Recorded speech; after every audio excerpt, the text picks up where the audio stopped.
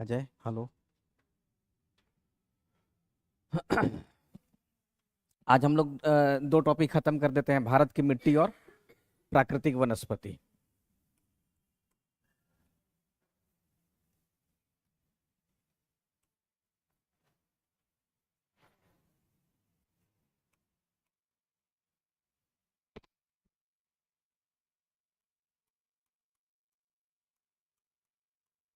भारत की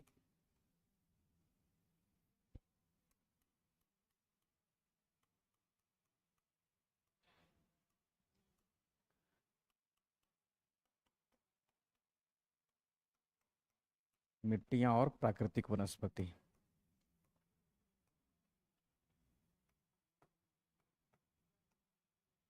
आप लोग एनसीईआरटी सब पढ़ के आए हैं ना? सब लोग पढ़ लिए एनसीईआरटी। तो भारत में मिट्टियां, मिट्टी की परिभाषा आप लोग जानते हैं सब लोग। मिट्टी की परिभाषा हो जाती है कि मिट्टी हम लोग किसको कहते हैं। तो मिट्टी वो पदार्थ है जो अपने जो जनक चट्टान है, जो पेरेंट मटेरियल है, उसके टूटने फूटने से मिट्टी का निर्माण होता है ना। तो मिट्टी भारत में 8 प्रकार की है।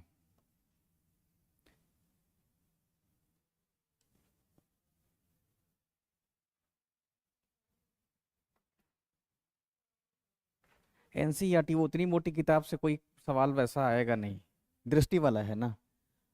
कोई खास एनसीईआरटी सब लोग पढ़ लिए होते तो ज्यादा अच्छा रहता है। 11th क्लास की जो किताब है, हाँ उतना उतना करके दो किताब है ना, एक भारत का भौतिक भूगोल और एक भारत का भूगोल और एक भौतिक भूगोल है, दो किताब है। दृष्टि वाला जो है ना वो यूपीएससी को भी टच करेगा, यूपीपीएससी को भी, सबको, इसलिए वो ज़्यादा हो जाएगा। लास्ट में रिवीजन नहीं होगा तो कोई खास काम नहीं आएगा। अब मिट्टी देखिए, मिट्टी मिट्टी पे उन कारकों का प्रभाव जो इनके निर्माण के लिए आवश्यक होता है। सबसे पहला प्रभाव पड़ सकता है जलवायु का। क्या मिट्टी पर जलवायु का प्रभाव पड़ेगा? भारत की वो मिट्टी जिस पर जलवायु का प्रभाव दिखता है, कोई उदाहरण बताइए आप लोग। हैं? लैटराइट, बहुत बढ़िया। तो भारत में मिट्टी पे जलवायु, और जलवायु का दो प्रमुख तत्व होता है, एक तापमान और दूसरा वर्षा। वर्षा, तो इसको आप लोग ध्यान रखेंगे, सब लोग समझ रहे होंगे। तो मिट्टी के बनने में या मिट्टी के विकास में किन किन कारकों का प्रभाव पड़ता है, उसमें सबसे पहला हो जाता है जलवायु, सबसे मोस्ट इंपॉर्टेंट हो जाएगा। दूसरा हो जाता है जो पेरेंट मटेरियल है या जनक चट्टान है, आधारभूत चट्टान, यानी कि जिस क्षेत्र में जिस प्रकार की चट्टान है वैसा ही मिट्टी का विकास होगा। जैसे हम लोग देखते हैं कि दक्कन का जो पठारी क्षेत्र है वहां पे बैसाल्टिक लावा है, तो मिट्टी कैसा है? काली मिट्टी है। तो दूसरा जो प्रभाव पड़ता है वो जनक चट्टानों का प्रभाव, या जनक चट्टानें या आधारभूत चट्टानें, आधारभूत चट्टानें। तो इसमें दो तीन एग्जाम्पल आप लोग याद रखिएगा। जैसे उदाहरण के फलस्वरूप क्या हो जाता है, बैसाल्ट क्षेत्र में काली मिट्टी मिलेगी,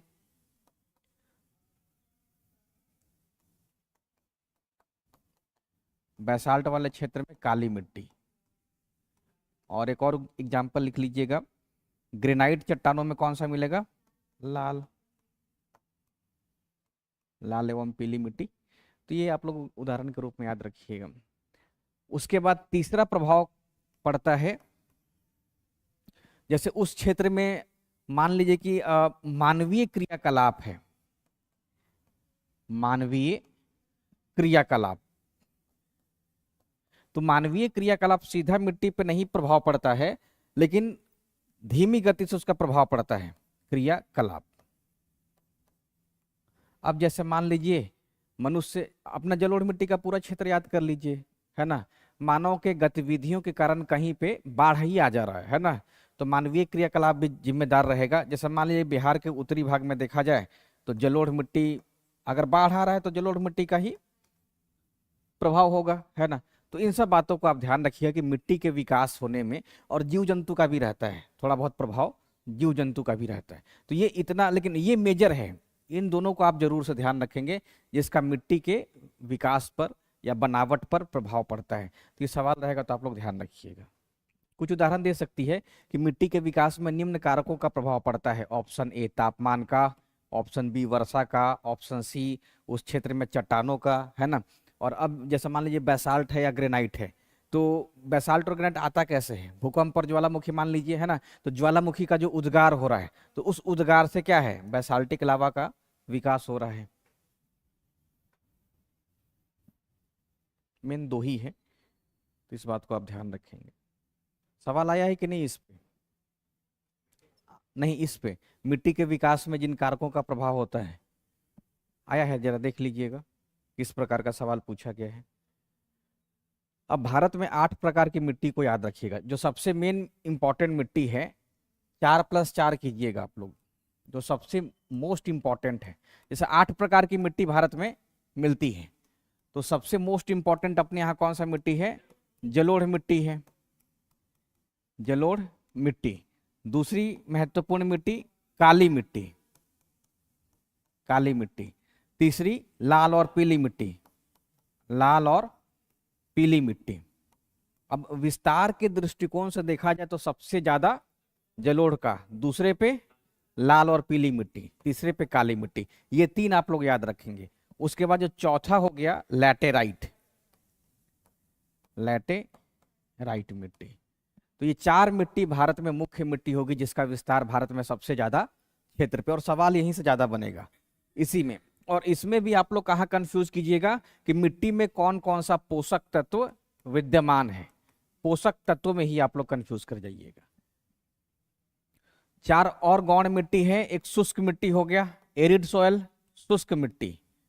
उसके बाद नमकीन मिट्टी, नमकीन मिट्टी। पर्वतीय मिट्टी हो जाता है, पर्वतीय क्षेत्रों में पर्वतीय मिट्टी। और उसके बाद जो दलदली इलाके हैं वहां पे पीठ मिट्टी। तो ये 8 प्रकार की मिट्टी भारत में मिलती है। इसी पे बहुत सारा सवाल पूछा जाता है और है बहुत आसान।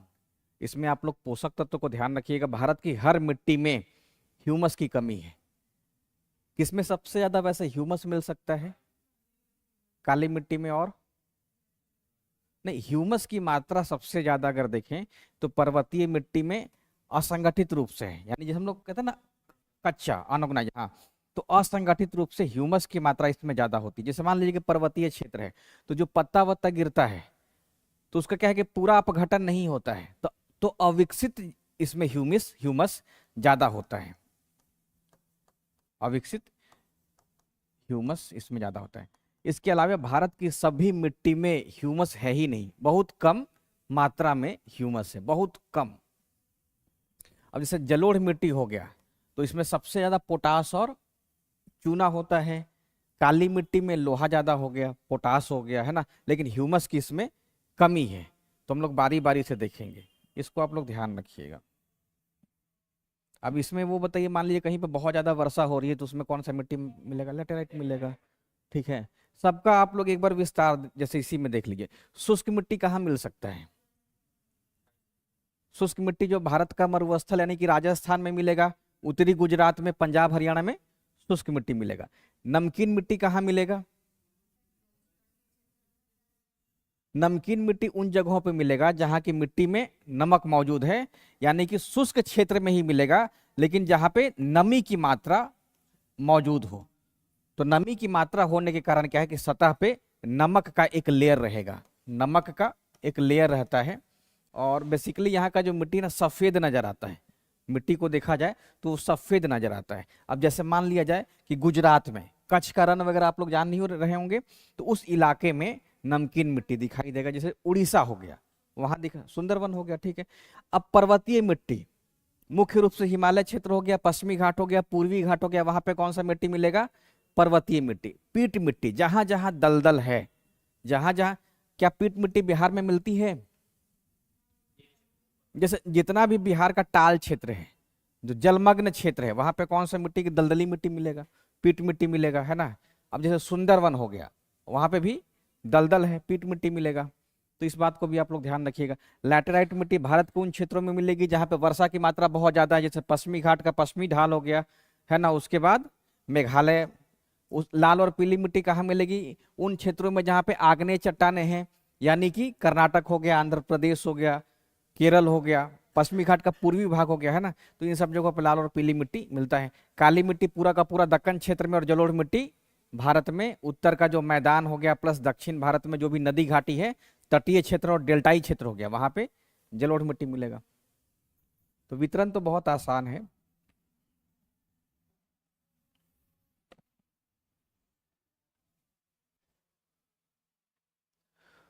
हाँ, ये 4 और 4 8 का जो डिवीजन है आप लोग याद रखिएगा। शुष्क मिट्टी, नमकीन मिट्टी, पीट मिट्टी और वनीय मिट्टी, यानी कि पर्वतीय, ये लेस इंपॉर्टेंट है। इस पे बहुत फोकस रिसर्च नहीं करने की आवश्यकता है, इस पे याद रखिएगा। और इसमें खास करके इसका जो पोषक तत्व है वो। अब इसका वितरण आप लोग थोड़ा सा मैप में देखिए। ये जो क्षेत्र है पर्वतों का क्षेत्र है, तो यहाँ पे कौन सी मिट्टी मिलेगी? पर्वतीय मिट्टी, प्लस पश्चिमी घाट पर्वत के ऊंचाई वाले भागों में पर्वतीय मिट्टी मिलेगा, और पूर्वी घाट में भी पर्वतीय मिट्टी का विकास होगा। यहाँ पे देखिए पूरा का पूरा ये नदी घाटी का क्षेत्र है ना। तो यहाँ पे जलोढ़ मिट्टी मिलेगा। और दक्षिण भारत में भी जैसे हो गया क्या, गोदावरी, कृष्णा, कावेरी और भी जितनी नदी है, तो यहाँ पे एक तो नदी घाटी में मिलेगा, नदी घाटी में। दक्षिण भारत में और मिल सकता है कहाँ पे? तटीय क्षेत्रों में, और उसके बाद डेल्टाई क्षेत्रों में। ये याद रखेंगे आप लोग। इसी में से सवाल पूछा जा सकता है कि क्या दक्षिण भारत में जलोढ़ मिट्टी मिल रहा है, अगर मिल भी रहा है तो कहाँ कहाँ? ऑप्शन ए नदियों की घाटियों में, ऑप्शन बी तटीय क्षेत्र में डेल्टाई में, ऑप्शन डी उपयुक्त सभी। तो सभी हो जाएगा। कहाँ कहाँ मिलता है? तो सब जगह मिलता है।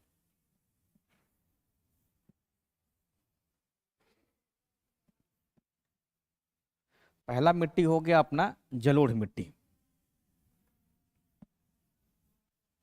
जलोढ़ मिट्टी,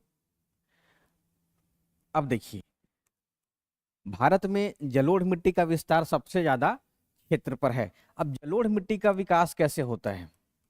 जलोढ़ मिट्टी का विकास, ये एक प्रकार की ना अक्षेत्रीय मिट्टी, यानी कि वो ये अपने स्थान पर नहीं बनती है, बल्कि अपर्दन दूत के द्वारा किसी और स्थान पर बन जाती है।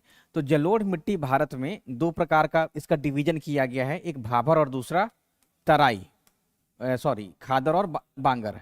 बांगर और खादर, ये क्या है? भारत में मिट्टी का, यानी कि जलोढ़ मिट्टी का दो प्रकार हो गया। तो जलोढ़ मिट्टी का विकास नदियों के द्वारा लाए गए मलबों के निक्षेप से होता है। मलबों के निक्षेप से होता है, यानी कि वो अपने साथ जितना भी सेडिमेंट्स लेकर के आती है ना, जितना भी निक्षेप है लेकर के आती है और उसको जमा कर देती है। तो इन मलबों के निक्षेप के कारण जलोढ़ मिट्टी का विकास होता है। इसमें मुख्यतः अगर देखा जाए तो सैंड, क्ले और मड, यानी कि गाद की मात्रा सबसे ज्यादा इसी मिट्टी में होती है ना। तो इसको याद रखिएगा। और भारत में कोई भी नदी होगा, चाहे वो सिंधु हो, चाहे वो गंगा हो, चाहे ब्रह्मपुत्र हो, इसकी सहायक नदी हो, दक्षिण भारत में कोई भी नदी, गोदावरी, कृष्णा, कावेरी, इन सब नदियों की घाटियों में जलोढ़ मिट्टी मिलती है। क्या भरत पूजा में मिलेगा? क्यों नहीं?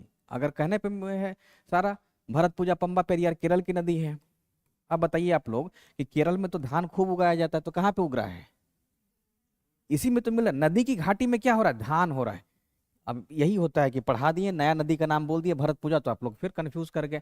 कोई भी नदी हो जाएगा, ठीक है, उन सब नदी के घाटी में जलोढ़ मिट्टी मिलेगा। जैसे केरल का उदाहरण ले लिए हैं, तो केरल में देखिए क्या स्थिति है। केरल का मान लीजिए लोग, तो यहाँ पे तो पर्वत भी है। तो पर्वत पे क्या है कि ढाल पे अलग अलग प्रकार के मसाले की खेती हो रही है, ड्राई फ्रूट्स की खेती हो रही है ना। लेकिन जो नदी घाटी है, जैसे भरत पूजा है, पंबा है, पेरियार है, इन सब नदी घाटी में क्या उगाया जा रहा है? धान उगाया जा रहा है ना। तो जलोढ़ मिट्टी केरल में भी मिलता है, इसको याद रखेंगे आप। और आपको फोकस करना पड़ेगा इसी सब राज्य में जलोढ़ मिट्टी पे, क्योंकि उत्तर में तो सब लोग बना ही देंगे ना कि गंगा में है ही, है ना, कोसी में मिल ही जाएगा, महानंदा में मिल ही जाएगा। लेकिन दक्षिण भारत का जरूर आप याद, किसी का भी, तमिलनाडु हो जाए, कावेरी का हो जाए, तो वहां पे क्या है? जलोढ़ मिट्टी का विकास हुआ है।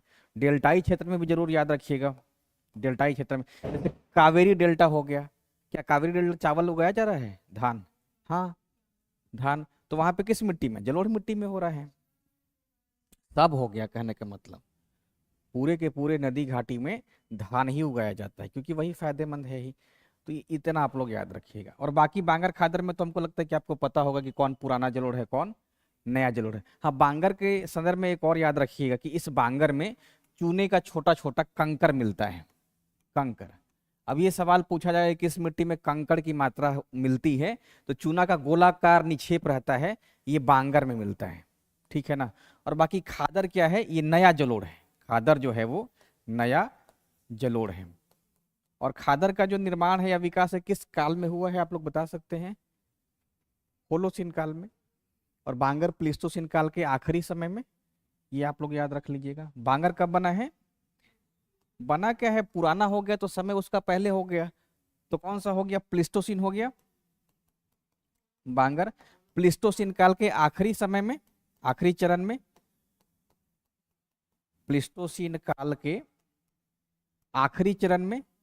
और खादर जो है ये होलोसीन यानी कि वर्तमान समय में, वर्तमान काल होलोसीन, होलोसीन में है, यानी कि अभी भी इसका निर्माण कार्य जारी ही है। हर साल खादर का एक नया लेयर नदी घाटी में बिछी जाता है, तो इस बात को याद रखिएगा। अब देखिए इस जलोढ़ मिट्टी में पोटास और चूना की अधिकता होती है, पोटास प्लस चूना की अधिकता है। और कमी क्या है, ह्यूमस की कमी है, नाइट्रोजन की कमी है और फास्फोरस की कमी है, नाइट्रोजन और फास्फोरस, फास्फोरस की कमी है। तो यही पोषक तत्व को याद रखिएगा, यही पूछा भी जाएगा, ठीक है। पोटास और चूना की अधिकता हो गई और ह्यूमस नाइट्रोजन फास्फोरस की कमी हो गई। और जैसे यहाँ फास्फोरस नाम लिखा गया है, तो इस फास्फोरस की अधिकता किस मिट्टी में है, एरिड सॉइल में, मरुस्थलीय मिट्टी में फास्फोरस थोड़ी बहुत मात्रा में मिलती। साथ साथ जोड़ करके याद करिएगा तो याद रहेगा, एक ही साथ जोड़ दीजिए, फास्फोरस, ठीक है।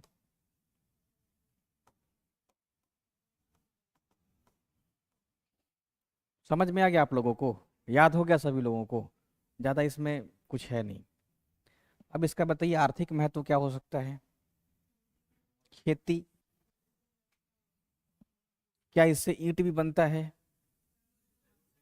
ईंट बनता है इससे, उधर पीछे ईंट बनता है इस मिट्टी से, जलोढ़ मिट्टी नहीं, लैटेराइट मिट्टी से ईंट बनता है, ठीक है।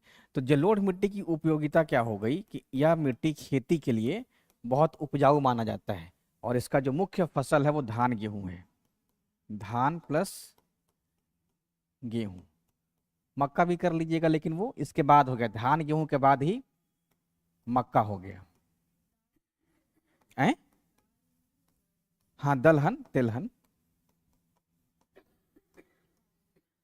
सब उगा लीजिएगा। जलोढ़ मिट्टी में सारा फसल की खेती हो सकती है, कुछ का नहीं, जैसे कपास नहीं होगा, मूंगफली नहीं होगा, ठीक। तो इन सब को आप जरूर याद रखिएगा, धान गेहूं मक्का दलहन तिलहन, गन्ना का भी लिख लीजिएगा। इन सब की जो खेती होती है वो जलोढ़ मिट्टी में होती है। तो ये रहा क्या, हाँ जूट भी कर लीजिए, जूट जूट कर लीजिए, क्या दिक्कत है, ठीक है। हाँ, जूट जो है वो डेल्टाई क्षेत्र में ज्यादा होगा, यानी कि वहां पे कौन सी मिट्टी है, खादर।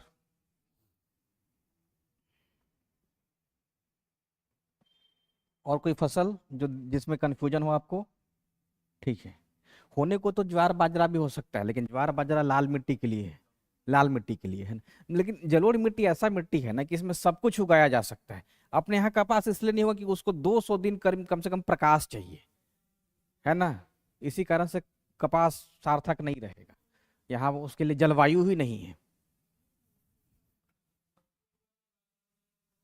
और उसका पूरा का पूरा जो बॉल रहेगा ना वो खत्म हो जाता है। तो जलोढ़ मिट्टी के बाद हम दूसरा मिट्टी देखते हैं, काली। क्या दिक्कत है इसमें, ठीक है। जलोढ़ मिट्टी के बाद दूसरी जो प्रमुख मिट्टी है वो काली मिट्टी है। और बैसाल्ट कहते के साथ इसमें किसका ज्यादा मात्रा रहेगा, फेरस का, लोहा याद रखिएगा, लोहा। लोहा की मात्रा होती है, सिलिका की मात्रा होती है ना, लेकिन इसमें भी ह्यूमस की मात्रा बहुत कम है ना। ह्यूमस, नाइट्रोजन, फास्फोरस की इसमें भी कमी मिलती है। तो काली मिट्टी का विकास कैसे हुआ है? यह मिट्टी बना है बैसाल्टिक चट्टानों के टूटने फूटने से। बैसाल्टिक चट्टानों के टूटने फूटने से ही हुआ है। अब इस मिट्टी का जो मुख्य क्षेत्र हो गया वो दक्कन का पठार हो गया, और एक और पठार बताइए आप लोग, मालवा का पठार। दक्कन का पठार और मालवा का पठार।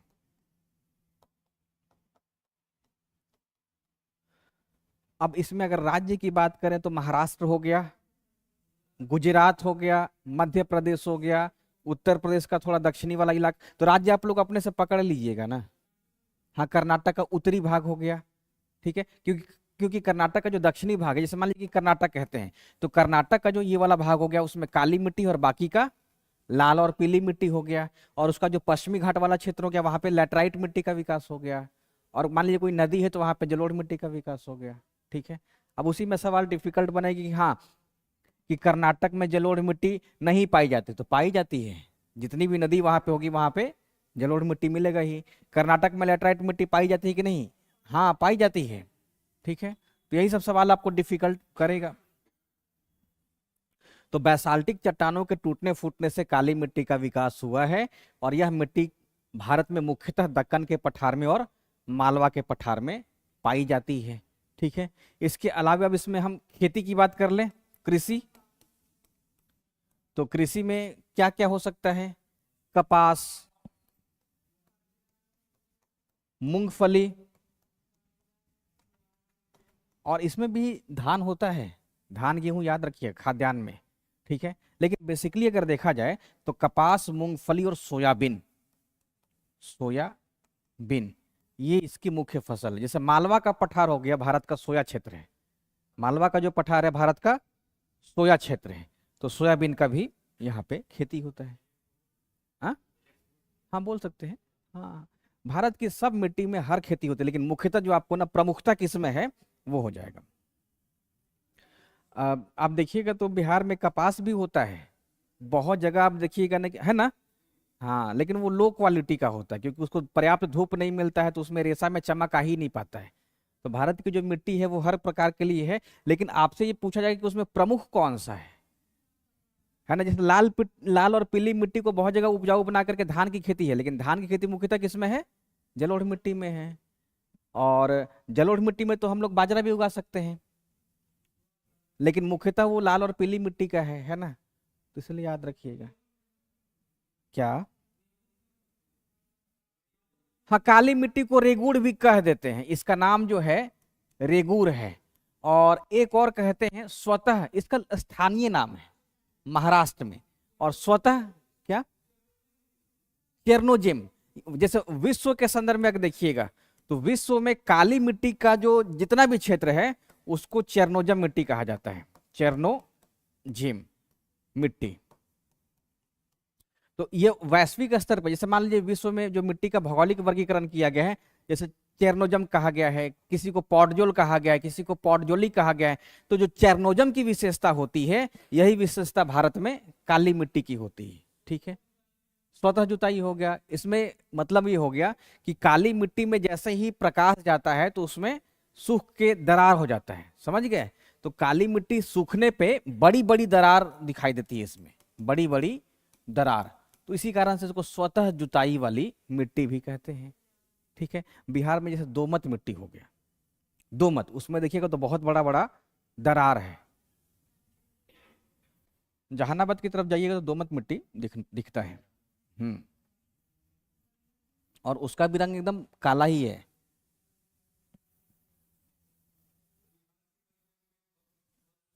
बलसुंदरी मिट्टी पुराना बंगाल की तरह हो गया, समझ गए, उसमें चूने की मात्रा ज्यादा है। हम मक्का के लिए, गन्ना के लिए तो चूना उसमें ज्यादा है बलसुंदरी में। और पूरा का पूरा जो पूर्णिया से लेके गोपालगंज का बेल्ट है ना, वो सब बलसुंदरी मिट्टी का ही है। क्या है? बलसुंदरी है ना। हाँ, पूर्णिया से लेके गोपालगंज तक का उसका क्षेत्र है। किताब में तो लिखा रहता है पूर्णिया से लेके गोपालगंज का, है ना, पूरे उत्तरी बिहार में। तो काली मिट्टी को रेगुर मिट्टी भी कहा जाता है और स्वतः जुताई वाली भी मिट्टी कहा जाता है, इस बात को याद रखिएगा। बाकी और कोई मिट्टी में दरार नहीं उत्पन्न होता है। और काली मिट्टी का जो महाराष्ट्र का क्षेत्र है, तो महाराष्ट्र में जाइएगा तो इतना बड़ा बड़ा दरार है, ऐसा लगेगा कि आदमी उसमें गिरेगा तो फिर वो कुआं की तरह नीचे गिर जाएगा, बहुत बड़ा बड़ा दरार है। तीसरा जो मिट्टी हो गया लाल और पीली मिट्टी हो गया, रेड एंड येलो सोयल। यह है लाल मिट्टी ही, लाल और पीली मिट्टी। जो पीली है वो लाल ही है, लेकिन इसमें क्या है कि जल की मात्रा ज्यादा हो जाती है। अब जल मिल गया तो इसका रंग जो है हल्का पीलापन हो गया, गाढ़ापन इसका खत्म हो गया। और तो लाल और पीली मिट्टी, सबसे पहले इस मिट्टी का निर्माण कैसे हुआ है? इसका निर्माण हुआ है किस प्रकार के चट्टानों के टूटने फूटने से? आग्नेय भारत में वो क्षेत्र जो आर्कियन क्रम की चट्टानों से युक्त है, आर्कियन चट्टानों के टूटने फूटने से। तो आर्कियन में मुख्यतः ग्रेनाइटिक जो चट्टान है, ग्रेनाइट, तो ग्रेनाइट चट्टानों के टूटने फूटने से लाल मिट्टी का विकास हुआ है। और इसी क्षेत्र में जो लाल मिट्टी जल से युक्त हो गई है, वहां पे उस लाल का जो रंग है वो पीला हो गया है, तो उसी कारण से इसको हम लोग पीली मिट्टी भी कहते हैं। तो लाल और पीली मिट्टी का निर्माण जो हुआ ग्रेनाइट चट्टानों के टूटने फूटने से हुआ है। और इस मिट्टी का जो विकास है मुख्यतः देखा जाए तो कहाँ पे है? दक्षिण भारत में अगर देखें तो कर्नाटक में हो गया, तमिलनाडु में हो गया, तमिलनाडु में हो गया, केरल के पूरब में हो गया, केरल। इसके अलावे एमपी, छत्तीसगढ़, तेलंगाना, झारखंड, उत्तर प्रदेश का दक्षिण पूर्वी भाग, इन सभी जगहों पे कौन सी मिट्टी पाई जाती है? लाल और पीली मिट्टी पाई जाती है। प्लस नॉर्थ ईस्ट में, उड़ीसा भी कर लीजिए, नॉर्थ ईस्ट में भी लाल और पीली मिट्टी का विकास हुआ है। जहां जहां आर्कियन, जहां जहां संरचना पढ़ाएं वो सब आप लोग ध्यान रखिएगा, ठीक है? तो लाल और पीली, एक बार संरचना बोले थे ना आप लोगों को कि जब पढ़ लीजिएगा तो भारत का मिट्टी भी आसानी से याद हो जाएगा। अब जैसे यही एक लाइन बना दे कि बिहार में लगभग 45% भाग पे लाल और पीली मिट्टी पाई जाती है, स्टेटमेंट सही है गलत है? गलत हो जाएगा फिर, क्योंकि आपके पास कॉन्सेप्ट है। तो लाल और पीली मिट्टी को आप लोग ध्यान रखिएगा, कोई दिक्कत आपको? ठीक है। अब लाल और पीली मिट्टी में, जैसा लाल से नाम है, इसमें क्या ज्यादा मिलेगा? आयरन। इसमें भी बहुत ज्यादा मात्रा में लोहा पाया जाता है। क्या लाल मिट्टी में पोटास भी है? थोड़ा बहुत है पोटास, है ना, उसको याद रखिएगा। इसके अलावा फिर इसमें नाइट्रोजन, फास्फोरस और ह्यूमस की कमी है। भारत की सब मिट्टी में नाइट्रोजन, फास्फोरस, ह्यूमस की कमी है। और नाइट्रोजन अगर करना होगा तो हम लोग क्या करते हैं? हम लोग मटर, चना ये सब लगा देते हैं, तो नाइट्रोजन की पूर्ति हो जाती है, इस बात को याद रखिएगा। और इसमें मुख्यतः जो फसल है क्या है? मिलेट्स, मोटा अनाज, मोटा अनाज। मोटा अनाज इसी को मानिएगा सबसे प्रमुख, ऐसा ना हो कि काली मिट्टी जलोढ़ कर देंगे, हो तो कुछ भी सकता है, लेकिन लाल और पीली मिट्टी का जो मुख्य फसल है वो मोटा अनाज ही है। और मोटा अनाज का मतलब क्या हो गया? बाजरा, बाजरा, हाँ, ज्वार, रागी, मड़ुआ, है ना। तो ये सब क्या है? मोटा अनाज के रूप में होता है, ठीक है।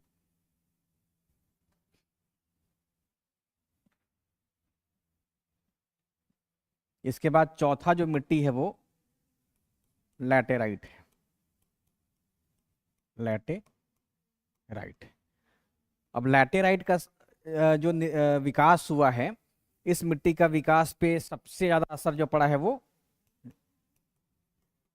सबसे ज्यादा असर जलवायु का है। और ताप और वर्षा, वर्षा की मात्रा 200 सेंटीमीटर से ज्यादा यहाँ पे होती है।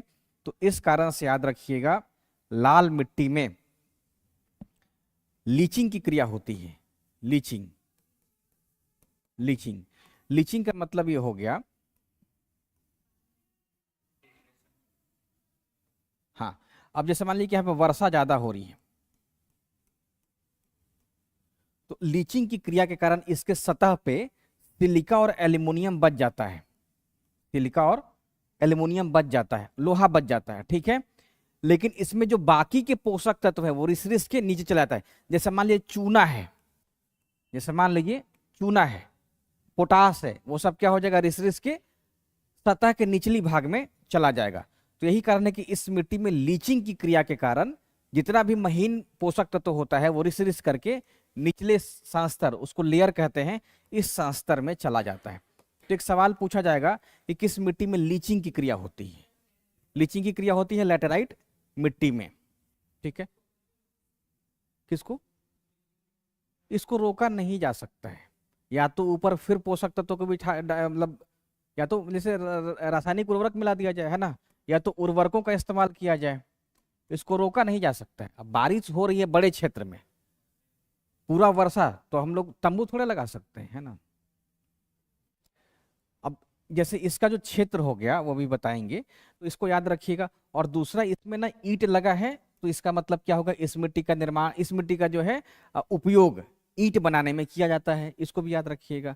और इसके अलावा इसमें खेती बहुत कम होती है, बहुत कम होती है, खास करके अनाजों की, लेकिन इसमें मसाला वगैरह, ड्राई फ्रूट्स इसमें। तो लैटेराइट मिट्टी का जो मुख्य फसल हो जाता है वो ड्राई फ्रूट्स, काजू, एक और ड्राई फ्रूट्स है टोपियाका करके, है ना। तो ये सब कहाँ मिलता है, लैटेराइट मिट्टी में ही पाया जाता है, उगाया जाता है, ठीक है। ड्राई फ्रूट्स में और क्या हो सकता है, क्या क्या है, काजू है ना, काजू हो गया, बादाम हो गया, ठीक है। तो ये इन सब की जो खेती होती है वो लैटेराइट मिट्टी में होता है। अब इसका विस्तार क्या हो गया, भारत का वो क्षेत्र जहां पे सबसे ज्यादा वर्षा हो रही, यानी कि पश्चिमी घाट पर्वत का पश्चिमी ढाल पूरा केरल तक, पश्चिमी घाट पर्वत का पश्चिमी ढाल। दूसरा जो मुख्य क्षेत्र है वो उत्तर पूर्वी भारत, खास करके मेघालय में, उत्तर पूर्वी भारत। अब बताइए, इसमें वर्षा बहुत ज्यादा होती है, अब इसको कैसे रुका जा सकता है? हम्म, पेड़ पौधा तो है ही यहाँ पे, लेकिन रोका कैसे आ सकता है? पेड़ पौधा लगा दीजिएगा तो बहुत सारा चीज, लेकिन मिट्टी का तो विकास पूछा जा रहा है। अब लीचिंग की क्रिया है, लीचिंग की क्रिया है, लीचिंग की क्रिया होगी ही होगी, है ना। कोई जैसे छोटा क्षेत्र में होता है ना तो उसको रोका जा सकता है, कोई चीज बंजर है उसको रोका जा सकता है कि पेड़ पौधा लगा दीजिए, मिट्टी बंजर नहीं होगी। लेकिन बारिश है, बारिश की वजह से क्या हो रहा है, लीचिंग। इन सब क्षेत्रों में क्या हो रहा है, बारिश हो रहा है, तो मिट्टी का जो पोषक तत्व है वो निचले भाग में चला गया है, तो इसको रोका ही नहीं जा सकता है। हम लोग मिट्टी को बंजर होने से रोक सकते हैं, नदी के बाढ़ को रोक सकते हैं, नदी के दोनों किनारों पे जो कटाव हो रहा है उस कटाव को रोक सकते हैं, है ना। जैसे कोसी धारा बदल रही है तो रोका जा सकता है कि बहुत बड़े एरिया में वनीकरण कर दिया जाए, रुक जाएगा। लेकिन लीचिंग की क्रिया हो रही है, बारिश को कैसे रोकिएगा फिर, है ना। तो इन सभी क्षेत्रों में क्या है, लैटेराइट मिट्टी पाई जाती है, ठीक है, इस बात को आप याद रखिएगा। और नॉर्थ ईस्ट में मेघालय मुख्य क्षेत्र है जहां पे लैटेराइट मिट्टी का विकास हुआ है।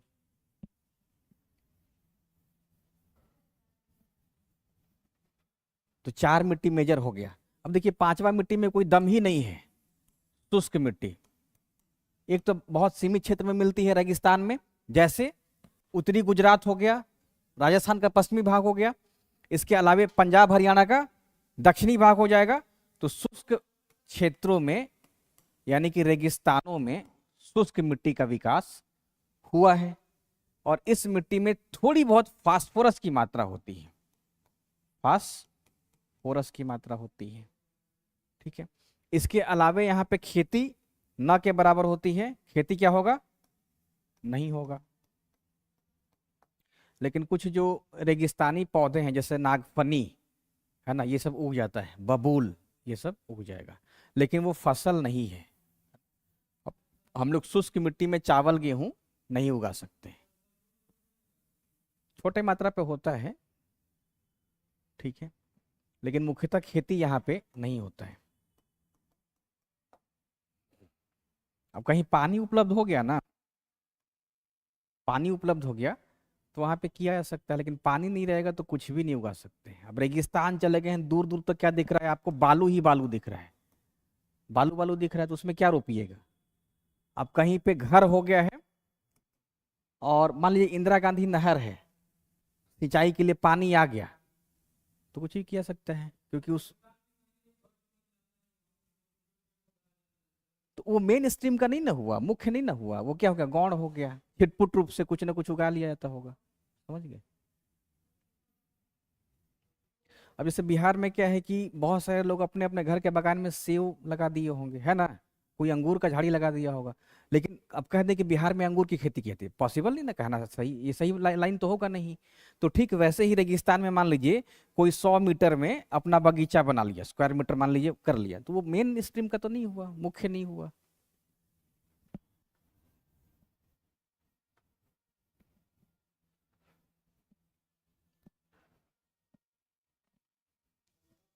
उसके बाद नमकीन मिट्टी,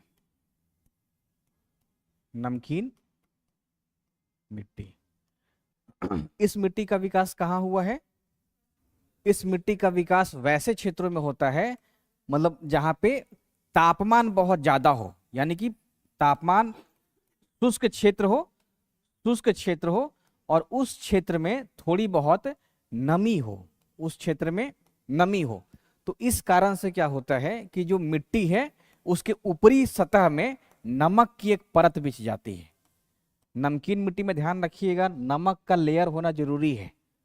बिना नमक के लेयर को हम लोग उसको नमकीन मिट्टी नहीं कहेंगे। जैसे गुजरात हो गया, उड़ीसा हो गया, क्या है? नमक का एक लेयर बिछ गया है, तो नमक की एक परत बिछ जाती है, नमक की एक परत बिछ जाती है।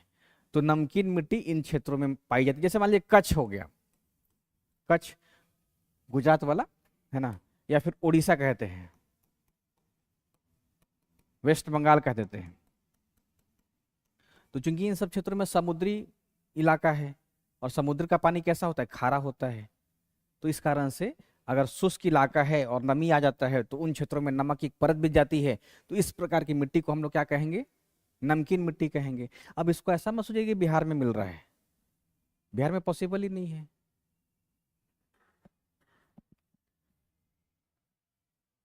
तो ये गौन मिट्टी है, शुष्क मिट्टी क्या है अपने यहाँ? गौन मिट्टी है।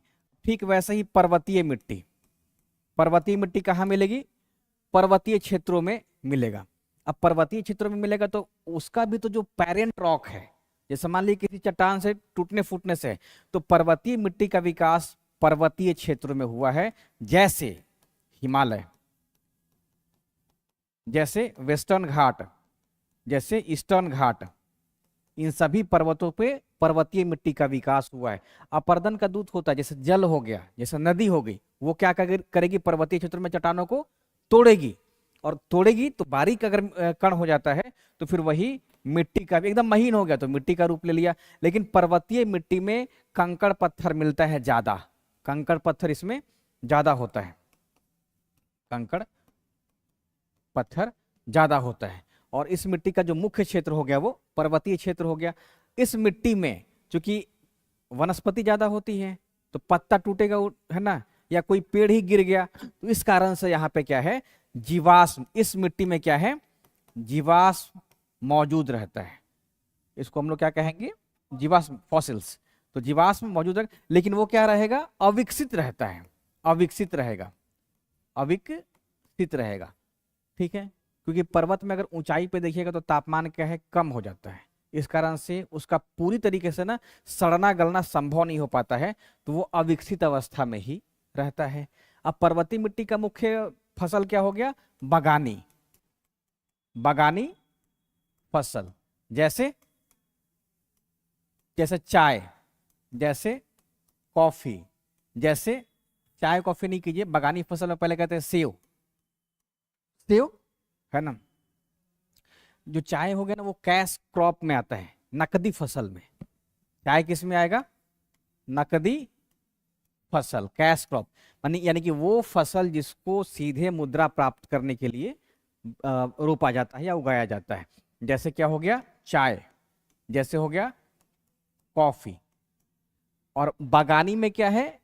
बड़ा बड़ा पौधा लगाते हैं, तो सेव का बागान हो गया, है ना, सेव का, या आप कह दीजिए और भी कोई फल ले लीजिए, नारंगी ले लीजिए, अनानास ले लीजिए, इन सब की जो खेती होती है किस मिट्टी में होती है? पर्वतीय मिट्टी में होती है। एक और पॉइंट याद रखेंगे, अगर ये अविकसित है तो इसका मतलब क्या होगा? इसमें अम्ल की मात्रा ज्यादा होगी, तो अम्ल की मात्रा यहां पे ज्यादा होगी, यानी कि यह मिट्टी कैसी मिट्टी है? अम्लीय मिट्टी है।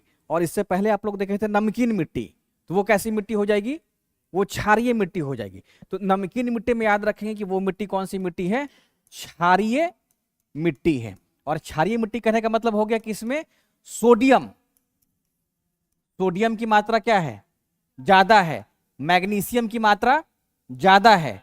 और इस क्षारीयपन को कम करने के लिए हम लोग क्या करेंगे? क्या मिला देंगे? क्षारीयता को कम करने के लिए हम लोग इसमें हाँ जिप्सम को मिला देंगे। ठीक है, तो इस बात को आप लोग ध्यान रखिएगा।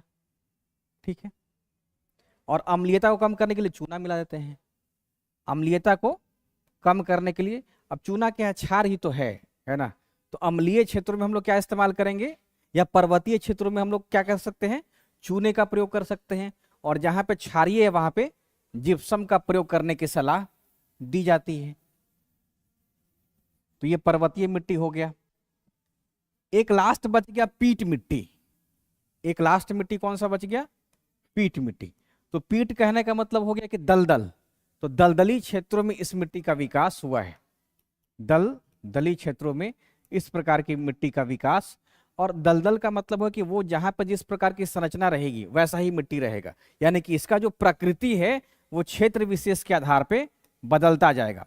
जैसे मान लीजिए बिहार का जो टाल क्षेत्र है, जो जल्ला क्षेत्र है, वो अलग प्रकार का दलदली होगा। वहीं सुंदरवन के पास जो भी दलदल रहेगा वो अलग प्रकार का नेचर रहेगा।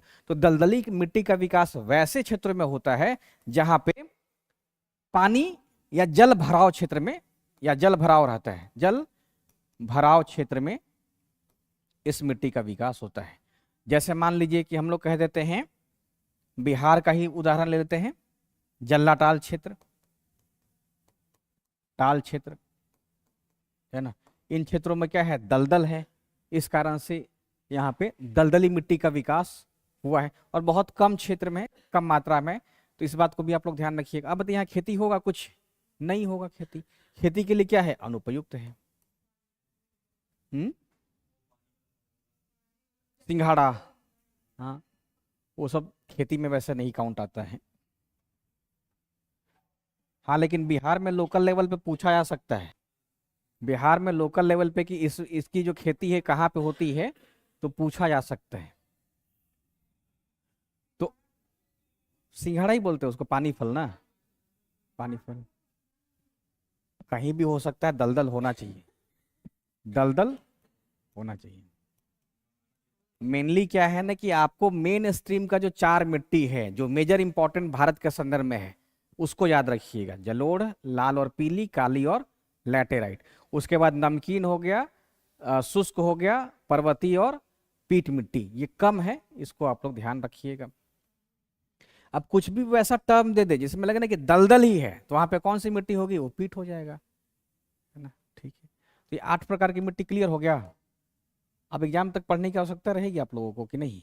अब मत पढ़िएगा, हो तो गया है। अब देखिए सवाल बनिए कैसा पूछा गया है। जो PYQ है वो देखिए कितना आसान है। इसको एक बार ना आप लोग देख लीजिएगा, बस इसमें सब आपको पता हो गया। अब जैसे मान लीजिए कि हम बताए सेव, और कहीं पर नाशपाती दे दिया, अनार दे दिया, आप समझ लीजिएगा। ठीक है,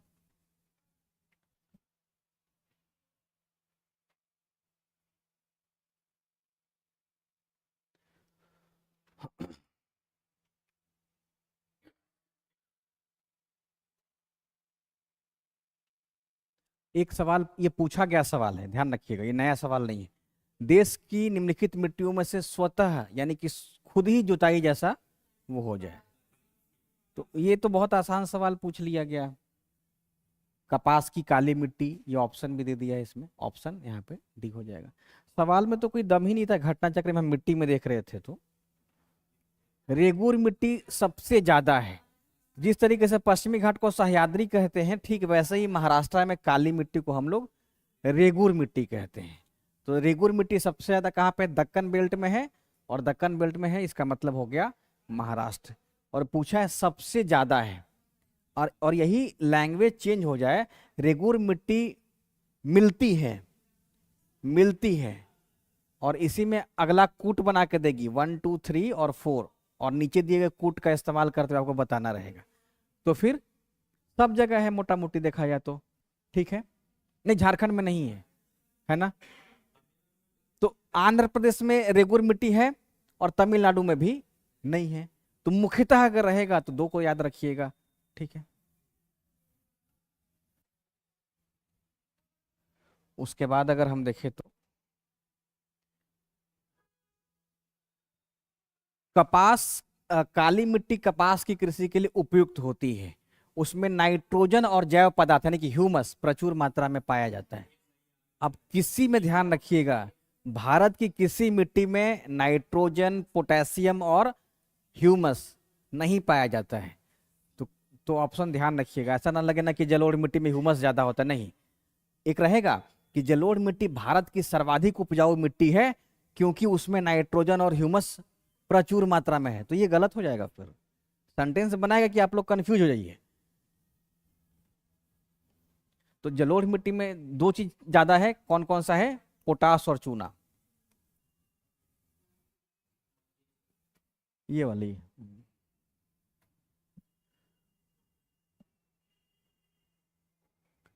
भारत की निम्नलिखित मिट्टियों में से कपास की खेती, ये भी पूछा ही गया है। अब देखिए जलोढ़ के लिए क्या किया गया है कि एलुवियल सोयल का बस केवल उसका अंग्रेजी वर्ड इस्तेमाल किया गया है। रेड एंड येलो सोयल हो जाएगा, लेटराइट लेटराइट ही होगा, और काली मिट्टी का ब्लैक सोयल, ठीक है, या REGUR रेगुर रहेगा। तो आप लोग ध्यान रखेंगे, हालांकि बिहार में वैसा फंसाएगा नहीं शब्द दे करके। उसके बाद भारत की निम्नलिखित मिट्टियों में से कौन बैसाल्टिक लावा के अपक्षय से निर्मित हुआ है? तो जलोढ़ मिट्टी नदियों के द्वारा लाए गए मलबों के निक्षेप से हुआ है। लैटेराइट मिट्टी उन क्षेत्रों में हुआ है जहां वर्षा की मात्रा बहुत ज्यादा है। लैटेराइट लाल मिट्टी का निर्माण वहां पे हुआ है जहां पे ग्रेनाइटिक चट्टानों के टूटने फूटने से मिट्टी का विकास हुआ है। और रेगुर मिट्टी क्या है? बैसाल्टिक चट्टानों के टूटने फूटने से हुई है, और इसी कारण इसको काली मिट्टी कहते हैं, ठीक है। और इस मिट्टी में जल धारण की क्षमता सबसे ज्यादा होती है क्योंकि इसमें महीन जो कण है ना, जो मिट्टी का जो कण है वो सबसे ज्यादा महीन है। ये भी आप लोग लिख ही लीजिएगा, काली मिट्टी में जल धारण की क्षमता सबसे ज्यादा होती है। काली मिट्टी में जल धारण की क्षमता सबसे ज्यादा होती है, और सबसे बारीक कण भी इसी मिट्टी में होता है। सबसे बारीक कण भी इसी मिट्टी में होता है।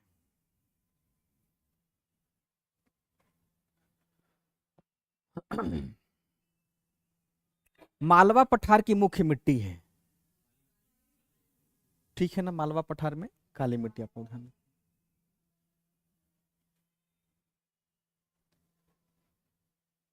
लैटेराइट मिट्टी मिलती है उत्तर प्रदेश, हिमाचल, पंजाब, महाराष्ट्र। महाराष्ट्र का पश्चिमी भाग।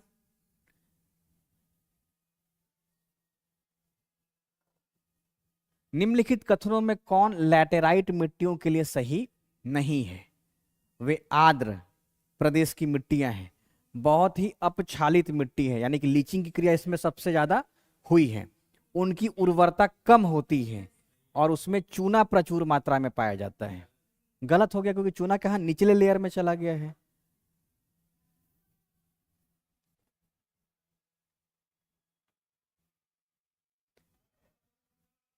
भारत की लैटेराइट मिट्टियों के बारे में कौन सा स्टेटमेंट सही है? वे साधारणतः लाल रंग की होती हैं, नाइट्रोजन और पोटास से समृद्ध होती है, उनका राजस्थान और उत्तर प्रदेश में अच्छा विकास हुआ है, इसमें टैपियोका और काजू की अच्छी उपज होती है। तो 1 और 4 हो गया ना। वे लाल रंग की होती है और नाइट्रोजन, फास्फोरस, पोटास, ह्यूमस इन सब की यहाँ पे कमी होती है। और इसका विकास कहाँ हुआ है? पश्चिमी घाट पर्वत के पश्चिमी ढाल पे हुआ, यानी कि महाराष्ट्र में, केरल में, कर्नाटक में, मेघालय में इसका विकास सबसे ज्यादा हुआ है। ऐसा ही सवाल पूछा जाएगा अब आप लोग इसके ऑप्शन के आधार पे ये सवाल किसका पूछा गया होगा? यूपीएससी, यूपीएससी, IAS, ये सवाल किसका है? आईएएस का है।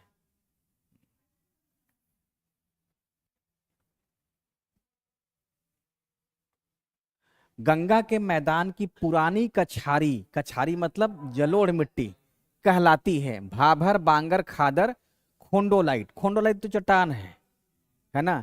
चारकोलाइट, खोंडोलाइट, ये सब क्या है? चट्टान है। तो पहले तो ये छट गया। और पुराना पूछा गया है। भाभर क्या है? ये भी चट्टान ही है। तो इस कारण से इसका उत्तर हो गया ऑप्शन बी। और यही नया रहता तो खादर। और किसमें कैल्शियमी जो कंकड़ है वो मिलता है? चूना पत्थर, चूना वाला, तो वो बांगर में ही मिलता है। अब इसमें बताइएगा, इसमें गन्ना किस में सबसे अच्छा उगेगा? बांगर में उगेगा। बस ऐसा ही सवाल पूछा। और धान किस में अच्छा उगेगा? तो खादर में उगेगा। ठीक है। और किस क्षेत्र में नदी विलुप्त हो जाती है? भाबर में होती है। और पश्चिमी घाट पर्वत के उत्तरी भाग में देखिए, पूर्वी घाट पर्वत के उत्तरी भाग में तो चारकोलाइट और खोंडोलाइट की प्रधानता है। ये चट्टान है।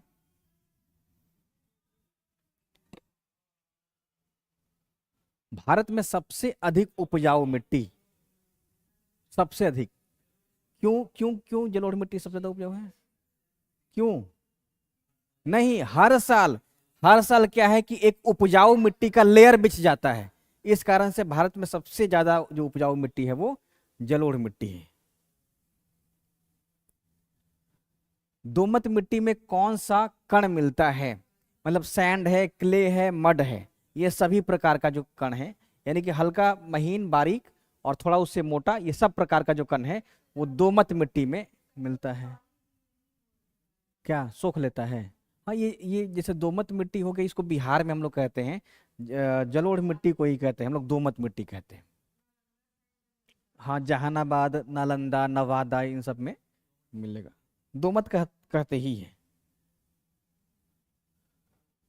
मिट्टी, भूमि की उर्वरता को बढ़ाने के लिए निम्नलिखित में से कौन सी फसल उगाई जाती है? चावल, गेहूं, उड़द। उड़द क्या है? ये नाइट्रोजनी फसल हो गया, दलहनी फसल है। इस कारण से उड़द का, अब इसमें मटर रहता है तो भी मटर लगाते हैं हम लोग, चना लगा देते हैं। कोई भी दाल रहे, मतलब मसूर भी, तो मिट्टी की उर्वरता बढ़ाने के लिए उसमें दाल लगा देंगे। भारत में सबसे बड़ा मिट्टी वर्ग है? तो कछारी मिट्टी हो गया, यानी कि जलोढ़ मिट्टी हो गया।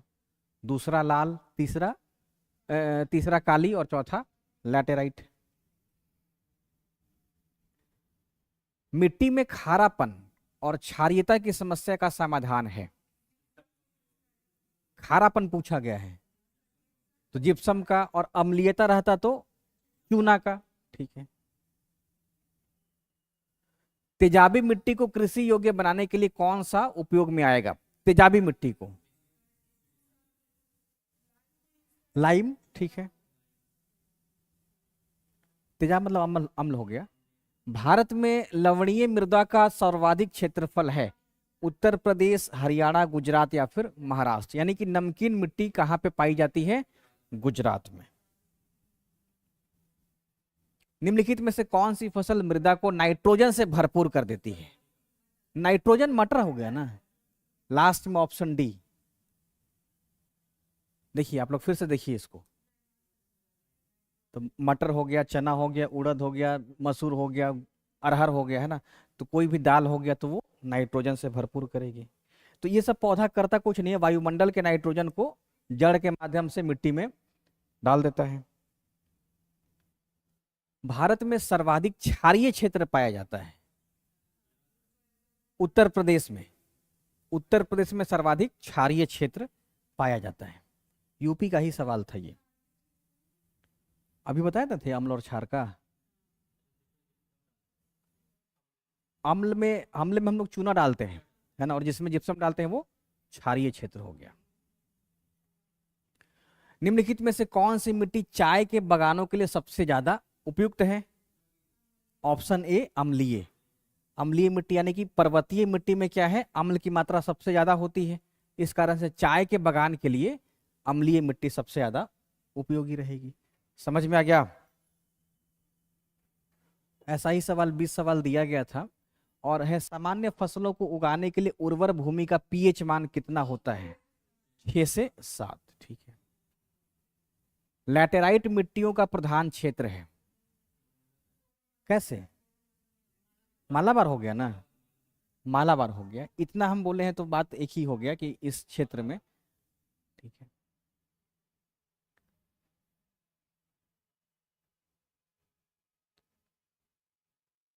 तो ये मिट्टी पे सवाल है। आप लोग और भी सवाल है तो देख लीजिएगा, उसमें दिया है कोई और सवाल नया। अब आते हैं वनस्पति पे, समय है वनस्पति खत्म करते हैं। एक बार ये वाला चार्ट आप लोग देख करके याद कर लीजिएगा, कुछ नहीं याद करना है। सबसे अगर ये याद हो गया तो समझ आपका मिट्टी पे सब सवाल बन जाएगा। ये वाला अगर याद हो गया ना कि इसमें पोटास, चूना, ह्यूमस, अम्ल, क्षार जितना भी करना है उसको आप लोग ध्यान रखिएगा। और क्षेत्र कभी याद मत कीजिएगा, हम बता दिए पर्वतीय मृदा, तो कश्मीर से अरुणाचल प्रदेश ये तो दिया है, लेकिन क्या पर्वतीय मिट्टी कर्नाटक में नहीं है? है ही, क्योंकि पश्चिमी घाट है। तो हर जगह यानी कि पश्चिमी घाट पर्वत, पूर्वी घाट पर्वत, इन सब जगहों पे पाया जाएगा पर्वतीय मिट्टी। तो क्षेत्र मत याद रखिएगा, क्षेत्र आप लोग समझिएगा चट्टान से। जैसे जहां पे आर्कियन चट्टान है वहां पे लाल पीली मिट्टी मिल जाएगी, तो क्षेत्र को आप लोग वैसे याद कीजिएगा। बाकी फसल को तो हमको लगता है कि आपको याद रहेगा। जैसे हम चाय पूछें तो लैटेराइट मिट्टी में ही होता है, ठीक है। और लैटेराइट मिट्टी में क्या है? अम्ल होता है। बात एक ही है, पर्वतीय क्षेत्र में देख लीजिए जहां भारी भारी बारिश हो रही है वहां पे कौन सा मिट्टी है? लैटेराइट मिट्टी का ही विकास है। बस केवल इतना आप लोग देख लीजिएगा, कंफ्यूजन ना हो। अब भारत में जो वन है उसको देखते हैं। भारत में जो वन है, जैसे उष्णकटिबंधीय सदाबहार और अर्ध सदाबहार वनस्पति, पर्णपाती है, मरुस्थलीय वनस्पति है, पर्वतीय वनस्पति है और झाड़ी है ना। इसी को स्वाम्प और लिटोरल कहते हैं, यानी कि वेलांचली और अनुपवन। अब देखिए भारत में प्रकार है वनों के, वनस्पतियों के।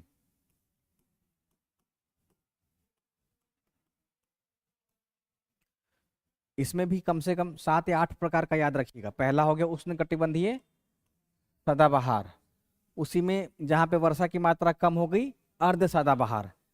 अब यहाँ पे पर्णपाती है, तो हम मान लेते हैं कि वर्षा की मात्रा कम से ज्यादा हो रही है, तो एक तरफ मान लेते हैं कि ये सदाबहार वनस्पति हो गया जो जिसका हाइट भी कम से कम 60 मीटर होता है, बहुत ज्यादा हो गया। अर्ध सदाबहार में क्या हो गया? हाइट कम हो गया, या हम कह सकते हैं कि उसमें जो घनापन है वो कम हो जाता है, तो अर्ध सदाबहार वन हो गया इधर में। और इसके बाउंड्री पे फिर क्या मिलेगा? पर्णपाती वनस्पति, यानी कि पर्णपाती और सदाबहार को कौन जोड़ रहा है? अर्ध सदाबहार वनस्पति जोड़ रहा है, क्योंकि वर्षा की मात्रा इधर में ज्यादा हो गई है, इधर में कम हो गई है, और पर्णपाती में और कम हो गया है। पर्णपाती वन वहां मिलेगा जहां पे वर्षा की मात्रा 70 से 200 सेंटीमीटर होती है। इसका मतलब ये हो गया कि 200 प्लस वाले में हम जाएंगे, तो इन बिटवीन अगर देखें तो 200 से ज्यादा पे मिल रहा है कौन सा? अर्ध सदाबहार। और कहीं पे 250 से भी ज्यादा हो गया, वहां पे सदाबहार वनस्पति मिलना शुरू हो जाएगा। तो इसको भी आप लोग ध्यान रखिएगा। सबसे पहला हम लोग देखते हैं उष्णकटिबंधीय सदाबहार और अर्ध सदाबहार वनस्पति। उष्णकटिबंधीय सदाबहार और अर्ध सदाबहार का मतलब ये हो गया, ये वैसे वनस्पति हैं जिसकी पत्तियां सालों भर नहीं गिरती हैं, यानी कि ये हमेशा मौजूद रहती हैं। इसी कारण से इसको हम लोग क्या कहते हैं? सदाबहार, एवर ग्रीन, है ना। तो इसके पीछे क्या कारण हो सकता है? इसके पीछे यहां वर्षा की मात्रा ज्यादा है, यानी कि 200 सेंटीमीटर से ज्यादा वर्षा वाले क्षेत्रों में उष्णकटिबंधीय सदाबहार वन पाया जाता है। इसी में ना अर्ध सदाबहार भी जोड़ लीजिएगा, ठीक है। तो 200 सेंटीमीटर से ज्यादा वर्षा वाले क्षेत्रों में सदाबहार और अर्ध सदाबहार। अब इस 200 से 250 हो जाएगा अर्ध सदाबहार, समझ गए? इसी में डिवाइड कर दीजिएगा, 250 तक क्या हो गया? अर्ध सदाबहार हो गया। तो सदाबहार वनस्पति यहाँ पे पाई जाती है। पहले वर्षा पे हम लोग देख लेते हैं, फिर इसके टाइप्स को देख लेंगे क्या क्या आएगा। अब पर्णपाती वन कहते हैं, इसमें वर्षा की मात्रा कितनी होगी? 70 से 200। पर्णपाती वन में क्या होगा? इसको भी आर्द्र और शुष्क भाग में डिवाइड कर दिया गया है, आर्द्र और शुष्क। तो जो आर्द्र है उसकी वर्षा चाहिए 100 से 200, और जो शुष्क है उसको 70 से 100। और इसी में एक 69वीं बीपीएससी में सवाल पूछा गया था शुष्क पे, कि शुष्क पर्णपाती वनस्पति में वर्षा की मात्रा कितनी होनी चाहिए, और ये सीधा एनसीईआरटी का ही सवाल है। ठीक है, इस बात को भी आप लोग ध्यान रखिएगा। तो ये हो गया है।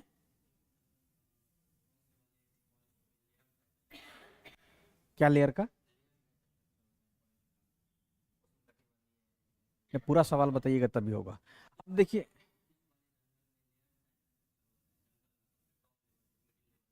वो तो सीढ़ीनुमा खेती होता है ना, वो सवाल पूरा रहेगा तभी समझ पाएंगे हम। उष्णकटिबंधीय कांटेदार वन, इसका कहने का मतलब क्या हो गया? जहां 50 से 70 सेंटीमीटर की बारिश होती हो, एनसीईआरटी तो 50 ही लिखा है, तो मोटा मोटी मानिएगा वैसा क्षेत्र जहां पे लगभग 50 सेंटीमीटर की वर्षा होती है, वहां पे कांटेदार। अब कांटा का मतलब क्या हो गया? जिसमें कांटा हो, सिर्फ नागपन ही नहीं, बबूल में कांटा हो गया, बेर में कांटा हो गया। कांटा नहीं होता है, हैं? शायद होता है बेल में, बेर में होता होगा ना। बेल नहीं, बेर बेर। और देखिए पर्वतीय वन, तो जो बेल है ना वो आर्द्र में जाएगा, और जो बेर है वो झाड़ी टाइप में भी होता है, वो शुष्क में चला आएगा। अब देखिए पर्वतीय वन, ये वन वैसे क्षेत्रों में पाए जाएंगे जहां पे पर्वतों की उपस्थिति है। अब ये सबसे अच्छा और सबसे आपके लिए कहीं हॉट टॉपिक हो जाएगा बीपीएससी में सवाल बनाने के लिए। पर्वत है, इस पर्वत के निचले भाग में क्या मिलेगा? तलहटी में पर्णपाती वन पाया जाएगा। पर्वतों के तलहटी में पर्णपाती वन 1500 मीटर तक, और 1500 से 2500 मीटर की ऊंचाई पे शीतोष्ण कटिबंधीय वनस्पति पाया जाएगा, शीतोष्ण कटिबंधीय। और इससे ऊपर चले गए हैं, उसके बाद कोणधारी या टाइगा वन पाया जाता है, कोणधारी वन पाया जाता है ना। तो पर्वतीय वन भारत में वहां मिलता है जहां पे पर्वतीय क्षेत्र है। उसके बाद भारत में जहां जहां दलदली क्षेत्र है, दलदल, वहां पे हम लोग वेलांचली और अनुपवन कहते हैं, और इसी में मैंग्रोव वन भी आ जाता है। इसी में कौन सा आ जाएगा वनस्पति? मैंग्रोव।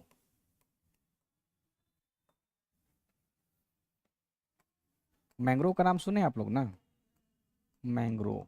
जैसे बंगाल में सुंदरी, सुंदरी वृक्ष है, और इसी सुंदरी वृक्ष के नाम पे पूरा का पूरा सुंदरवन डेल्टा का नाम पड़ा है। तो वेलांचली और अनुपवन में ही ये डेल्टा आ जाता है। तो इस बात को भी आप लोग ध्यान रखिएगा। 2 इधर हो गया, 2 4, 1 5 5, और उसके बाद 6, और इधर 2 8, है ना। इस बात को आप लोग जरूर से ध्यान रखिएगा।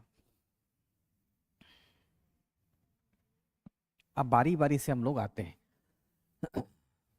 आप लोग खुद ही बताइएगा, भारत में वो सब वनस्पति, पहले इसका वितरण बताइए। सदाबहार वन कहाँ कहाँ पाया जाएगा? इसका 3 मुख्य क्षेत्र है। पहला, पश्चिमी घाट पर्वत का पश्चिमी ढाल, पश्चिमी ढाल। दूसरा, नॉर्थ ईस्ट, उत्तर पूर्वी भारत। और तीसरा, अंडमान और निकोबार। अंडमान और निकोबार में यह वन पाया जाता है। ठीक है, नहीं, लक्षद्वीप पे नहीं पाया जाता है, अंडमान निकोबार में।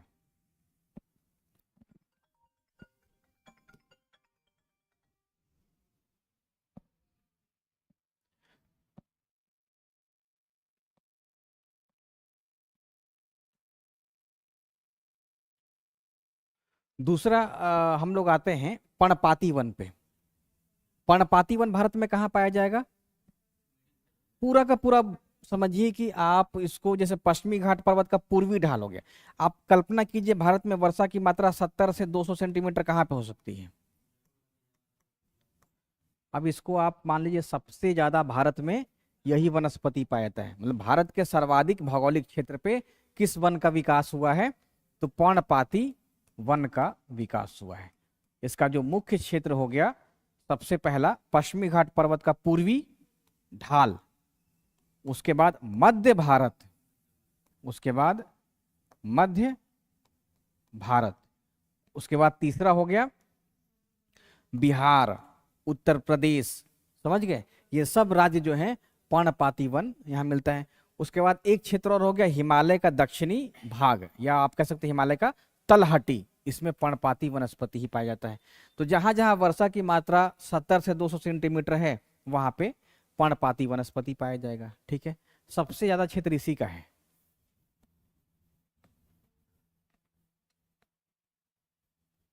अब देखिए पंजाब में पाया जाएगा कि नहीं?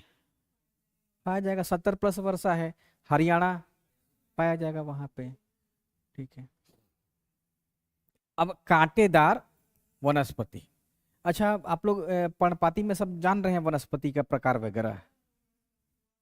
और शीशम हो गया,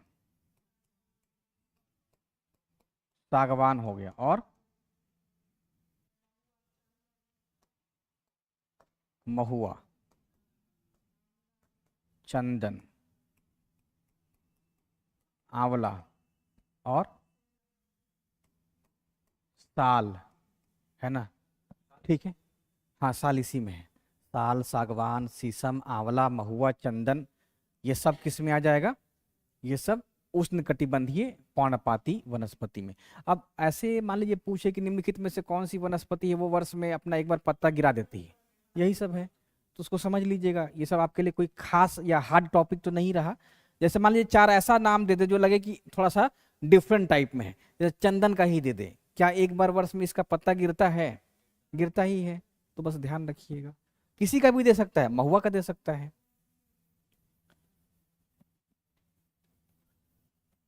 उष्णकटिबंधीय कांटेदार वन, वैसा क्षेत्र जहां वर्षा की मात्रा 50 सेंटीमीटर के आसपास होती है। अब इसका मुख्य क्षेत्र कौन सा हो गया? मुख्य क्षेत्र, 2 मुख्य क्षेत्र हो गया। पहला मुख्य क्षेत्र हो गया पश्चिमी राजस्थान का मरुस्थल, तो हम लोग इसको रेगिस्तान लिख देते हैं, रेगिस्तान। और एक क्षेत्र हो गया पश्चिमी घाट के पूर्वी ढाल में जो वृष्टि छाया प्रदेश हो गया, रेन शैडो जोन, वृष्टि छाया प्रदेश। इस वृष्टि छाया प्रदेश में कौन सी वनस्पति पाई जाती है? तो इसमें कांटेदार वनस्पति मिलती है। ठीक है, बाकी कांटा वाला तो आप लोग जान जाइएगा ना कौन कौन सा पेड़ है, जैसे बेल, बेर, बबूल, तेंदू, बबूल लिखना चाह रहे थे, तेंदू है ना, खैर, पलास है ना, इन सबको आप लोग याद रखिएगा। नागफनी हो गया, है ना, नागफनी, ये सब क्या आ जाएगा? इसी में आ जाएगा। दृष्टि नहीं, आप लोग ना एनसीईआरटी में देख लीजिए, वो ज्यादा अच्छा रहेगा। एनसी उसको छोड़ दीजिए, उससे पूछा ही नहीं जाएगा सीधा सवाल। हमको लगता है कि पर्णपाती पे ही सीमित रहेगी। एनसीईआरटी में जितना भी नाम रहेगा एक एक नाम याद कर लीजिएगा, एक भी मत छोड़िएगा, उसमें सिंगल कोई मत छोड़िएगा, भले ही उसमें आंवला या शीशम ही क्यों ना हो, बस उसको आपको ध्यान रखना है। कांटेदार का 2 क्षेत्र हो गया, दिमाग में बैठ गया। अब सवाल ज्यादा आने की संभावना इस पे कहाँ है? वृष्टि छाया से आ सकता है। अगर सवाल टफ पूछेगी तो वृष्टि छाया पूछेगी ना, तो टफ सवाल अगर पूछती है तो वृष्टि छाया प्रदेश का पूछा जा सकता है। और इस वृष्टि छाया प्रदेश में कुछ राज्य आएंगे, जैसे महाराष्ट्र का दक्षिण पूर्वी वाला जो इलाका हो गया, है ना, कर्नाटक वाला इलाका हो गया, तो वो कौन सा क्षेत्र आ रहा है? तो वृष्टि छाया प्रदेश आ जाता है।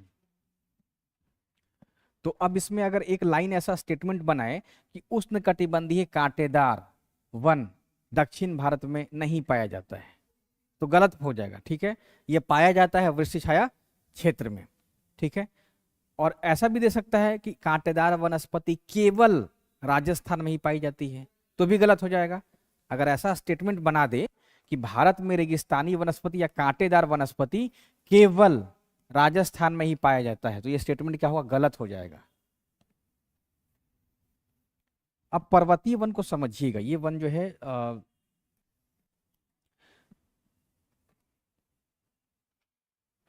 पर्वतीय वनस्पति में ध्यान रखिएगा कि लगभग 1500 मीटर की ऊंचाई तक पर्णपाती वन ही पाया जाता है। अब पर्णपाती वन में वही सब वन हो गया, शीशम, साल। 1500 से 2500, कहीं कहीं पे 3000 भी रहता है। यहाँ पे शीतोष्ण कटिबंधीय वनस्पति पाया जाता है, शीतोष्ण कटिबंधीय वनस्पति पाया जाता है। ठीक है, इससे ऊपर जाइएगा तो लगभग 4500 या 4200 मीटर तक कोणधारी वन पाया जाता है। कोणधारी, आप लोग जैसे देवदार का नाम सुने होंगे, चीर का, स्प्रूस का, बर्च का, है ना, लॉरेलिया हो गया, ये सब किस में है? कोणधारी वनस्पति। और कोणधारी वनस्पति की जो मुख्य विशेषता होती है, इसका जो पत्ता है वो कोना जैसा होता है, कोण होता है, मतलब ऐसा नुकीला रहता है। इसके पीछे कारण ये है कि इसमें अगर स्नोफॉल हो तो इसके पत्ता पर नहीं टिके बल्कि नीचे जमीन पे गिर जाए। तो इस कारण से यह जो पौधा है जो स्नोफॉल है उससे अपनी रक्षा करने में समर्थ हो जाता है। तो कोणधारी वन कहाँ मिलता है? भारत में हिमालय क्षेत्र में मिलता है। और यह कोणधारी वन दक्षिण भारत में मिलता है, हाँ मिलता है, पश्चिमी घाट में मिलता है। इसको हम लोग वहां पे सोलास कहते हैं,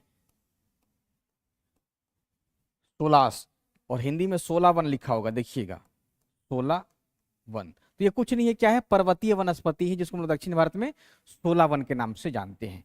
अब ये इसको हम लोग जलवायु के आधार पे कहते हैं कि ये टैगा तुल्य जलवायु है। टैगा जलवायु यानी कि टैगा जलवायु वो क्षेत्र हो गया जहाँ पे हिम भी है और वर्षा भी है, यानी कि वर्ष के कुछ महीनों में हिम जो है पिघल जाता है। और इसके ऊपर क्या है? टुंड्रा घास है, टुंड्रा। तो इसमें बेसिकली क्या है, देखिए जैसे टुंड्रा में क्या हो गया? काई हो गया, लाइकेन हो गया, काई, लाइकेन, मॉस, है ना। तो ये सब क्या है? एक प्रकार का काई ही है। तो ये हिमालय क्षेत्र में कहाँ पाया जाएगा? सबसे ऊंचाई वाले स्थानों में पाया जाएगा। तो टुंड्रा को भी आप ध्यान रखिएगा। तो ये हिमालय का अलग अलग डिवीजन किया गया है, ठीक है ना। अब देखिए एक स्टेटमेंट बनाएगा कि हिमालय के फुटहिल में कौन सा वनस्पति पाया जाता है? पर्णपाती हो गया। और ऊंचाई वाले भागों में कोणधारी वन पाया जाएगा। उसके बाद हो गया वेलांचली और अनूप वन। अब इसमें तो कोई वन वैसा है नहीं, ये कौन सा क्षेत्र हो गया? दलदली क्षेत्र हो गया। और भारत के उन इलाकों में जहां पे डेल्टा है, डेल्टा है, वहां पे कौन सा है भारत में? मैंग्रोव वनस्पति का विकास हुआ है। भारत में मैंग्रोव क्षेत्र यहाँ पे पाया जाता है, इस बात को भी आप लोग ध्यान रखिएगा। और भारत में मैंग्रोव का सर्वाधिक जो क्षेत्र है वो वेस्ट बंगाल में सुंदरवन का ही पूरा का पूरा इलाका हो जाता है, ठीक है।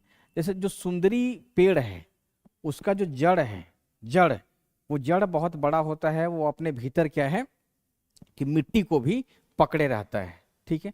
तो इसी कारण से पूरा का पूरा जो सुंदरवन का डेल्टा है एक ही वृक्ष के नाम पे पड़ा है जिसका नाम है सुंदरी, है ना।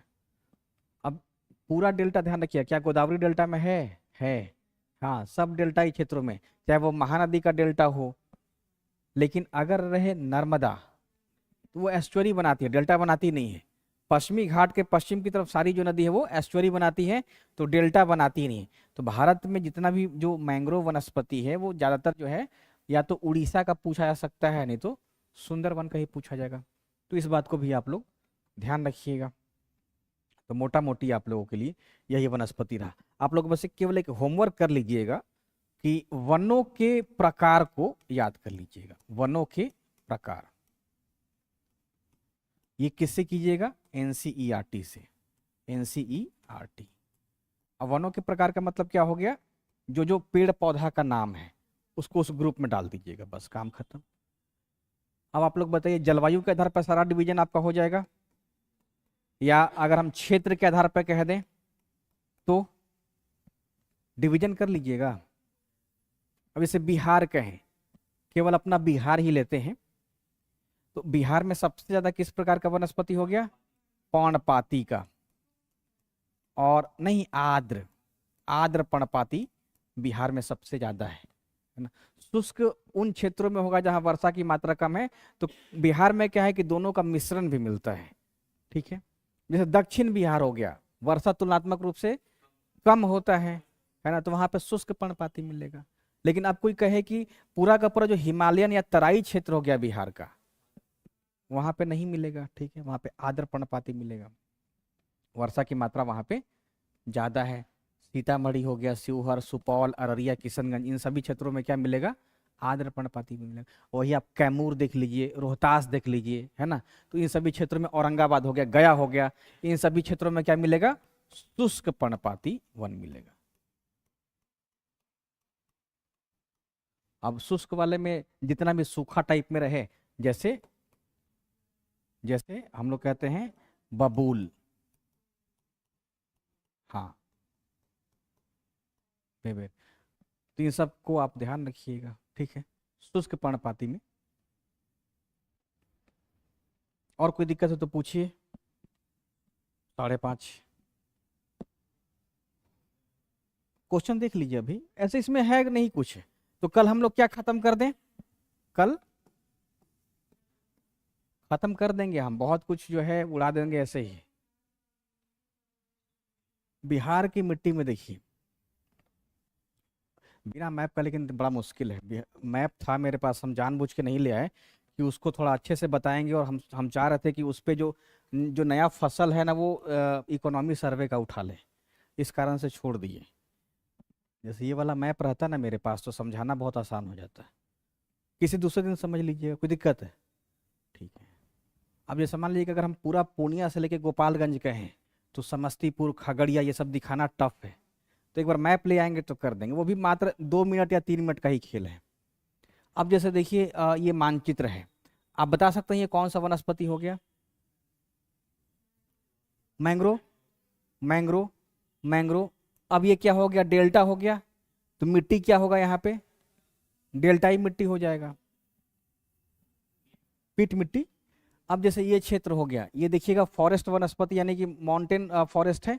अब ये यहाँ पे हो गया माउंटेन फॉरेस्ट। अब यहाँ पे पूरा का पूरा कौन सा, हालांकि इतना नहीं है रेगिस्तान, थोड़ा ज़्यादा दे दिया है, लेकिन रेगिस्तानी जो अगर हम ट्रॉपिकल थॉर्न फॉरेस्ट कहें तो इसका मतलब क्या, पश्चिमी राजस्थान कह रहा है, दक्षिणी पंजाब, दक्षिणी हरियाणा, पश्चिमी यूपी हो गया। अब इसमें देखेंगे तो थोड़ा सा ये एमपी भी आ जाएगा, है ना। लेकिन बेसिकली अगर देखा जाए तो ये भी मैप गलत ही है। भारत में कांटेदार वनस्पति मुख्यतः राजस्थान में है, और थोड़ा बहुत दक्षिणी पंजाब और दक्षिणी हरियाणा में है, और गुजरात के उत्तरी भाग में है, ठीक है।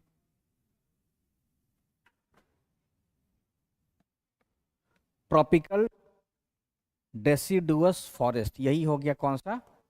पर्णपाती। अब पर्णपाती का क्षेत्र देखिए, पर्णपाती का क्षेत्र जहां 70 से 200 सेंटीमीटर, ये क्या दिख रहा है? Rain shadow. कहां कहां? 1 और 2। यही मेरा आपको कहना था, इसी को याद रखिएगा, यहां से सवाल नया बना सकता है। ये सवाल पूछे जाने लायक है कि क्या भारत में केवल जो कांटेदार वनस्पति है वो राजस्थान में ही है या और भी है, और भी है। और पर्णपाती की व्याख्या करना बहुत टफ है कि भारत के कहा, सब जगह है। आप देखिए भारत में वो पूरा का पूरा जो क्षेत्र है, इधर भी पूरा का पूरा जो क्षेत्र है, क्या है? पर्णपाती वनस्पति पाता है। ये निचले भाग में मेघालय के पास सदाबहार है, क्योंकि रंग एक ही जैसा कर दिया है, लेकिन बाकी जगहों पे क्या है? पर्णपाती वनस्पति। जैसे असम में पर्णपाती वनस्पति पाया जाता है, ठीक है। नागालैंड के पश्चिमी भाग में पर्णपाती वन पाया जाएगा। इस मैप को भी आप ध्यान रखिएगा। यहाँ पे भी देखिए थोड़ा डार्क ज्यादा है, इसका मतलब यहाँ पे सदाबहार वनस्पति है। बाकी और इसमें कुछ है नहीं। हमको सबसे आसान यही टॉपिक लगा है भारत के भूगोल में, मिट्टी और वनस्पति। इससे हल्का कोई टॉपिक ही नहीं है। नेक्स्ट मिलते हैं तो हम नदी पे चर्चा कर देंगे। अब नदी पे आप लोग क्या कीजिएगा, सबसे पहला उद्गम मुहाना सबको याद कर लीजिएगा। उद्गम मुहाना, नदी में भी कुछ नहीं है, नदी में भी कुछ नहीं है, ऐसा कुछ है नहीं जिसको आप लोग नहीं जानते होंगे। उद्गम मुहाना याद रखिएगा किसी भी नदी का।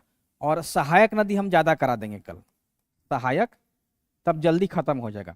अब जैसे मान लीजिए ब्रह्मपुत्रा नदी है, इसकी सहायक नदी थोड़ा सा आपको नहीं याद होगा, और स्वर्णगिरी और लोहित, बहुत बढ़िया है, ठीक है। अब जैसे मान लीजिए कि नर्मदा की सहायक नदी, तो ये सब हम करा देंगे। पंचगंगा किसकी सहायक नदी है? दूध गंगा, पंचगंगा, घाट प्रभा, माल प्रभा, भीमा, मूसी, ये सब हम कल करा देंगे, ठीक है। जैसे मान लीजिए कि राप्ती है ना, उसके बाद स्फीति, स्फीति, तवा, जोहिला, ये जितना भी सहायक नदी रहेगा, मतलब मेजर आप लोग कर लीजिएगा। जैसे मेजर में क्या, हमको ये नहीं बताना पड़े घाघरा। तो अब जैसे देखिए अगर हम कहें कि आप क्या कीजिएगा, मेजर मेजर नदी गंगा, सिंधु, ब्रह्मपुत्र, तो ये 3 नॉर्थ की मेजर नदी, इसको आप लोग बस देख लीजिएगा। वैसे हम गंगा को अच्छे से कराएंगे, गंगा को अच्छे से कराएंगे, क्योंकि गंगा पे 5 प्रयाग है। 5 प्रयाग सबको पता है? नहीं, क्रम से कल हम करा देंगे सारा, ठीक है। उसके बाद आप लोग साउथ की कम से कम 6 नदी को अच्छे से कीजिएगा। मध्य भारत का देखें तो महानदी, उसके बाद गोदावरी,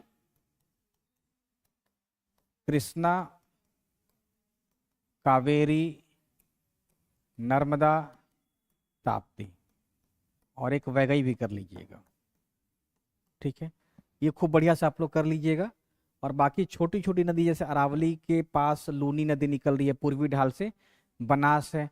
मध्य भारत में एक नदी है जहाँ से सवाल पूछा सकता है, वो है चंबल, सिंध, बेतवा, केन, ये सब यमुना के सहायक नदी, इस पे हम करा देंगे। तो कल नदी आप लोग ना अभी से लग जाइएगा खत्म करने के लिए, ये बहुत इंपॉर्टेंट टॉपिक रहेगा और थोड़ा बड़ा है, ठीक है। और ध्यान रखेंगे क्या और छूट सकता है, एक तो स्वर्ण रेखा को अच्छे से कर लीजिएगा। स्वर्ण रेखा सवाल जा सकता है, सवाल जाएगा। दामोदर पे जा सकता है, एकदम ध्यान रखिएगा, बीपीएससी का नजर इन सब पे ज्यादा होगा। एक नदी है कोयल, इसको भी आप लोग अच्छे से याद रखिएगा, ठीक है। उसके बाद कुछ और भी नदी है जैसे वैतरणी, और एनसीईआरटी में वैतरणा भी दिया है, देखिएगा। वैतरणा महाराष्ट्र में एक नदी का नाम एनसीईआरटी खुद लिखी है। उसके बाद कुछ नदी का सिर्फ आपको कुछ इंपॉर्टेंट पॉइंट, जैसे माही नदी है, तो ये कर्क रेखा को 2 बार काटती है और ये खंभात की खाड़ी में गिरती है, ज़्यादा इंपॉर्टेंट आपके लिए रहेगा। साबरमती, माही, है ना। तो साबरमती, माही, नर्मदा और ताप्ती ये कहाँ पे गिरती है, खंभात की खाड़ी में। इस प्रकार से इन सब नदियों के बारे में आप याद रखिएगा, ठीक है। जैसे कोसी में 7 धारा है, कोसी में 7 धारा है, पुन कोसी, तमुर कोसी, ये सब तमाम कोसी यहाँ पे है ना। तो इसको भी हम कल याद करा देंगे, कोसी इंपॉर्टेंट रहेगा, ठीक है। हालांकि कल देखेंगे 1.5 घंटा में नहीं होगा तो फिर अगली बार कर देंगे, लेकिन वैसे आप लोग इतना कर लीजिएगा, ठीक है ना। लेकिन नदी कर लीजिएगा, फिर मिलते हैं कल। और उसके बाद फिर छठ के बाद क्लास हो, क्योंकि बीच में तो